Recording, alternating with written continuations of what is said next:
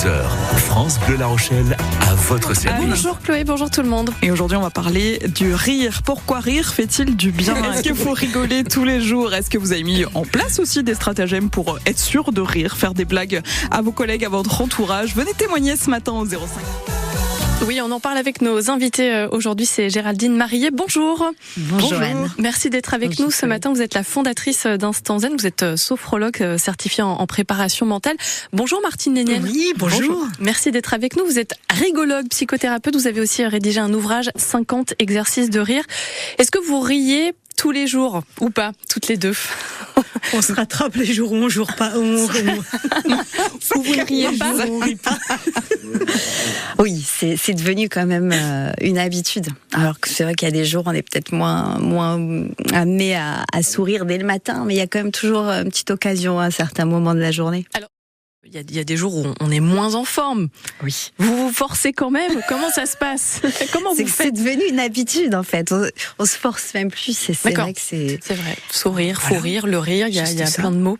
Cette journée justement de revenir sur l'origine un petit peu de la journée de la blague qui a eu lieu hier avec le 1er avril. Vous, ça, c'est important aussi pour vous qu'il y ait une journée qui soit dédiée à ça? Ah bah c'est fondamental. Toutes les journées du calendrier, donc nous on a la nôtre. Voilà, journée du rire. C'est la nôtre. Yes, notre journée. Oui, c'est bien dans la rue.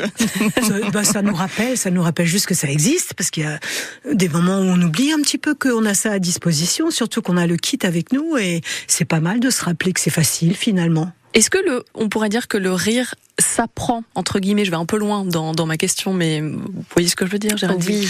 Oui, comme un entraînement qu'on peut avoir, c'est vrai, parce qu'il y a quand même une mobilisation musculaire, toujours ce diaphragme qui est ce muscle qui permet aussi à la respiration et au rire de se déployer. Donc c'est sûr que plus on l'entraîne, plus aussi on va avoir cette facilité. Et ça permet aussi d'activer, on pourrait le dire comme ça, le bon état d'esprit, la bonne humeur aussi. Ça agit, c'est cette sensation qu'on peut agir sur la météo intérieure. Oui, du décalage en voilà, fait. C'est l'idée de se décaler d'un pas pour... bon là par exemple on est attifé Oui, de attendez, lunettes, parce qu'on n'a pas tout dit. Voilà, on est attifé de grandes lunettes et d'oreilles de lapin. C'est pas grand chose, mais en fait ça crée juste un décalage. Et dans l'esprit, on va pas pouvoir nous se prendre au sérieux trop longtemps. Même si vos questions sont très sérieuses. C'est-à-dire qu'il y a un moment où quand je regarde Géraldine vous répondre très sérieusement et que je vois ses oreilles de lapin, ça vous fait marrer. En tout cas, ça fait sourire. Oui. France Bleu La Rochelle à votre service jusqu'à 10h. Oui, l'idée ce matin, c'est de détendre notre diaphragme, si j'ai bien compris. C'est ça. On essaie de le faire et vous êtes effectivement invité à témoigner. Bonjour Fabrice. Oui, bonjour. Merci de prendre la parole ce matin sur France Bleu La Rochelle. Alors, vous, en fait, vous êtes médecin dans la vie et vous avez une autre passion. Votre passion, c'est le rire, en fait, et d'avoir toujours envie de faire des blagues, de rigoler, c'est ça? On pourrait vous présenter comme ça? Voilà, en fait, on sait que l'humeur et le moral sont très importants pour l'état de santé. Il y a même des personnes qui en font leur profession, c'est le rire soignant, et ça a aussi des vertus thérapeutiques. Et vous, Fabrice, ça prend quelle forme dans votre quotidien? Est-ce que, par exemple, je sais pas, au départ, c'était vous forciez à rire, à sourire, à détendre aussi ce fameux diaphragme? Est-ce que vous pouvez nous expliquer un petit peu le parcours de tout ça? Est-ce que vous riez depuis que vous êtes tout petit? Oui, j'ai un caractère plutôt optimiste et donc je ris naturellement. Voilà, je m'amuse naturellement, ce qui ne m'empêche pas bien sûr d'être sérieux dans mon travail, mais un petit peu de détente dans des situations qui pourraient être sinon dramatiques ne fait pas de mal. Qu'est-ce qui vous plaît en fait vous dans l'humour? En fait, ce qui est important, c'est de ne jamais rire aux dépens de quelqu'un, toujours dans le partage, voilà. Et on s'adapte un petit peu à son interlocuteur. Il est évident qu'on ne fera pas les mêmes traits d'humour, les mêmes blagues si on est en présence d'un enfant, d'une personne âgée. Voilà, il faut jamais choquer l'autre, jamais du tout être agressif vis-à-vis de personnes. Et je pense que les meilleures blagues, les meilleurs traits d'humour sont ceux qui sont faits tout à fait gentiment et en sympathie avec son interlocuteur. Géraldine, vous êtes d'accord justement avec ce que dit Fabrice ce matin, qui témoigne? Oui, complètement. C'est vrai, ce rire-là qui est là pour être avec. Et c'est sûr que c'est vraiment un lien, le rire.